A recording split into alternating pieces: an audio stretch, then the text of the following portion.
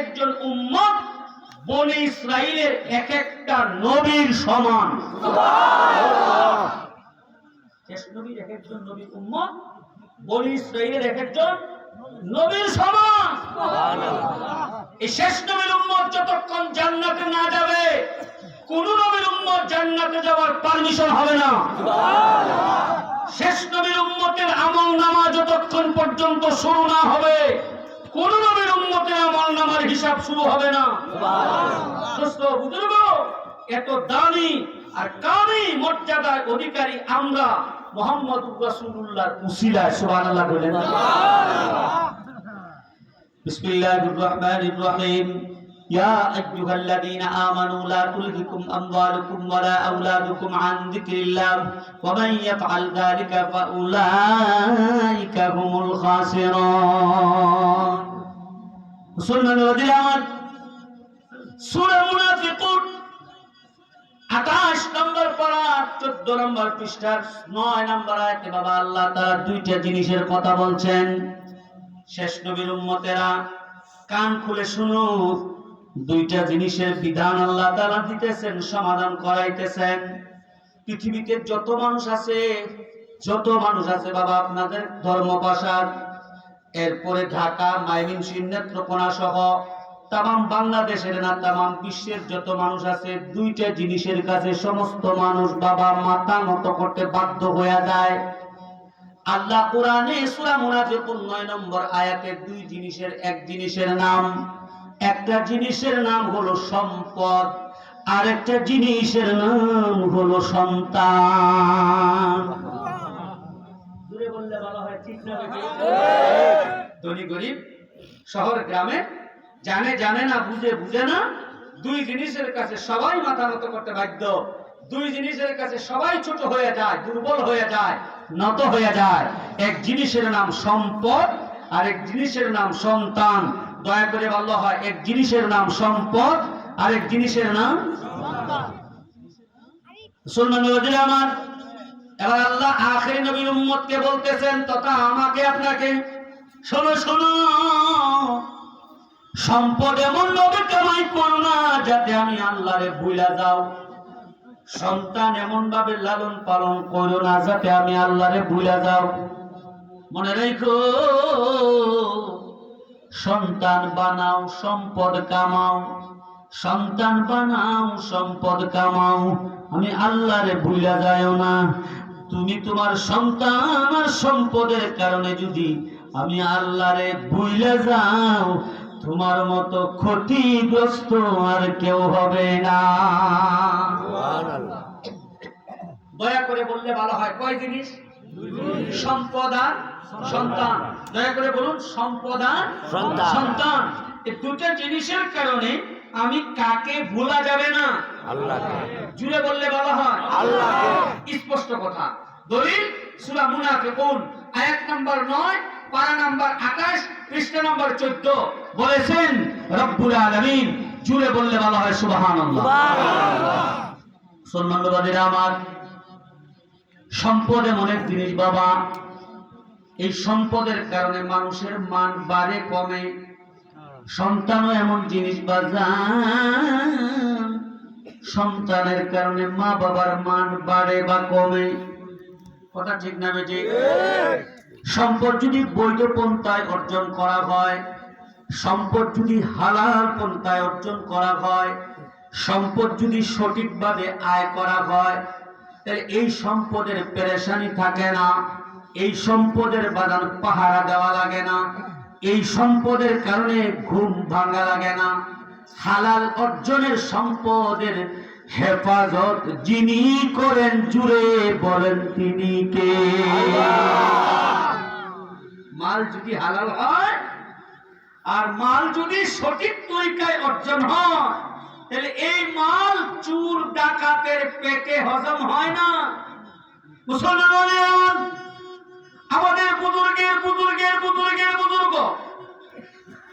হযরত ওমর কেরাম যাকে উপাধি দিয়েছেন সাইয়্যিদুত তায়েফা, অর্থাৎ আমার আপনার পয়গম্বর সাল্লাল্লাহু আলাইহি ওয়াসাল্লাম থেকে এই যুগ পর্যন্ত পীর মুরিদির হক্কানির যে তরিকাটা, এই হক্কানি পীর মুরিদির তরিকার ভিতরে উনার নাম বাদ দেওয়ার সম্ভব না। তিনি হলেন হাজী আমদাদুল্লাহ মুহাজির মক্কি রহমাতুল্লাহ আলাইহি।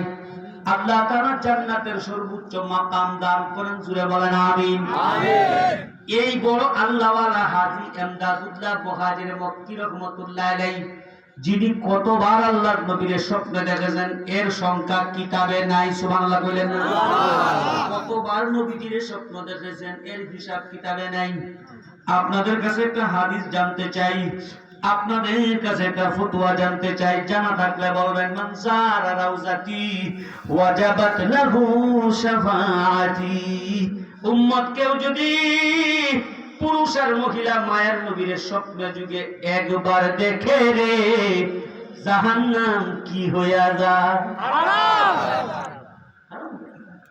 হাজী আমদাদুল্লাহ মক্কি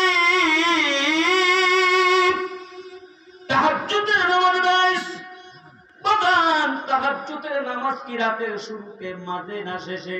মাঝে। জি বাদান, রাতের শুরুতে, মাঝে না শেষে? রাতের শেষে।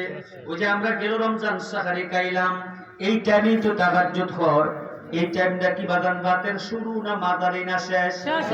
এই টাইমে মানুষের বেশি ঘুম হয়, এই টাইমে রাস্তাঘাটে দুর্ঘটনা হয়। মুসলমান হাজী আমদাদুল্লাহ মুহাজির মক্কি রহমাতুল্লাহ আলাইহি ঘরের ভিতরে যায় নামাজ বিছায়া তাহাজ্জুদের নামাজে দাঁড়াইছে। আল্লাহু আকবার। ঘরের ভিতরে সূর ঢুকছে বাজান। নামাজে দাঁড়াইলে না, আমি সেজদার জায়গায় দৃষ্টি রাখলাম, তো সেজদার জায়গায় আমার দৃষ্টি থাকলে আশপাশের চোখে ভাসে না বাবা? খেয়াল করেন, ভাসে না? আমার দৃষ্টি সেজদার জায়গায়, তো এইদিকে চোখে ভাসে। এই ব্যাপারে তো আপনি ফতোয়া দিতে পারবেন না যে নামাজ হবে না। এটা চোখে ভাসবেই, অন্ধ হইলে ভাসবে না, দৃশ্যমান হইলে ভাসবে। মুসলমানরা আমার টিম টিম করে বাতি জ্বলে হাজী আমদাদুল্লাহ মুহাজির মক্কির ঘরে বাবা। হযরত হাজী আমদাদুল্লাহ মুহাজির মক্কি তাহাজ্জুদের নামাজে দাঁড়াইছেন। চোখে ভাসতেছে চুরেরা সিন্ধুক খুলিয়া সম্পদ লইয়া পেছায়া লইয়া জায়গা। বুঝলেন নাই? নামাজের ভিতরে ভিতরে হুজুরের মন হুজুরে কয়, কিরে কিরে আমদাদুল্লাহ, তোমার মান লইয়া যায়, তুমি কিছু বলো না। আবার মনে মনে কয়, আমি যার ইবাদতে দাঁড়াইছি তিনি কি দেখে না? সুবহানাল্লাহ বলেন না? আপনাদের খেদমতে আমরা এসেছি বাবা মেহমান হইয়া। আমাদের খানা পিনা খাওয়ানোর দায়িত্ব কাদের? আপনাদের। আমাদের একটু চা পান লাগে, আমাদের কোন জরুরত হইলে দায়িত্বটা আপনাদের, কারণ আমরা মেহমান। আমদাদুল্লাহ মুহাজির মক্কি কয়, আমি আমার শ্বশুর বাড়িতে না, বাপের বাড়িতে না, আত্মীয় স্বজনের কাজে না, আমি যার ইবাদতে দাঁড়াইছি আমার মাল লইয়া যায় না রাইখা যায়। জুড়ে বলেন কে দেখে? আল্লাহু আকবার। জিন্দাবাদ। টেনশন নাই, লয়ে যা। আমি তো কার গোলাম?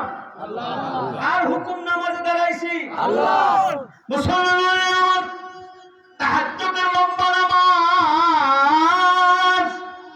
আসসালামু আলাইকুম ওয়া রাহমাতুল্লাহ, আসসালামু আলাইকুম ওয়া রাহমাতুল্লাহ বলে যখন নামাজ শেষ হয়, কিছুক্ষণ পর বাবা আস্তে আস্তে আলোকিত হচ্ছে। মসজিদের মুয়াজ্জিন সাহেব ফজরের আযান দিলেন। হাজী আমদাদুল্লাহ মুহাজির মক্কি জামাতে আপনাদের মতো নামাজে চলে আসলেন। নামাজ শেষ করার পর পূর্ব দিকে যখন সূর্য উদয় হয়, এশরাকের নামাজ পড়লেন। এশরাকের নামাজ পড়িয়া আমল শেষ করিয়া ঘরে ঢুকছেন। একটু বিছানায় পিঠ লাগাইবেন। আল্লাহওয়ালারা সাধারণত এশরাকের নামাজ পড়িয়া অথবা দুপুর বেলা খাবার খানা খায় একটু পিঠ লাগাইতেন। হাজী আমদাদুল্লাহ আল্লাহওয়ালা মুহাজির মক্কি রাহমাতুল্লাহ আলাইহি যখন বিছানায় পিঠ লাগাইবেন, শুইছেন, এমন সময় বাহির থেকে দরজায় কে যেন আওয়াজ দেয়। আওয়াজ হাজী আমদাদুল্লাহ মুহাজির মক্কি বলতেছেন, কে? বলে, হুজুর পরিচয় দিলে তো চিনবেন না, দয়া করে দরজাটা খুলুন। হযরতজি দরজা খুললেন, সিটকারি খুলে দিলেন, বা ওই সময় যা ছিল কাঠ সরাই দিলেন বা সিটকারি খুললেন, দরজা খুলে দিলেন। তাকায় দেখেন তিনজন মানুষের হাতে তিনটা পুতলা।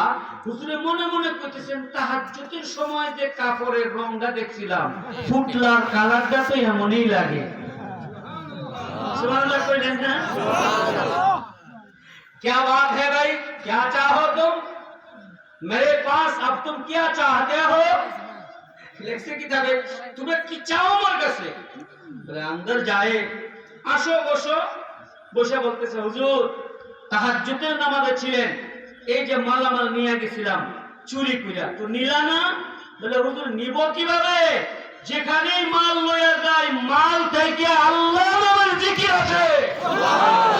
মাল গোপনে রাখি আল্লাহ নামের জিকির আসে, মাল সিন্ধুকে রাখি আল্লাহ নামের জিকির আসে, মাল ক্ষেতের নিচে রাখি সেখানেও আল্লাহ নামের আওয়াজ আসে, মাল মটকার তলে রাখি সেখানেও আল্লাহ নামের আওয়াজ আসে।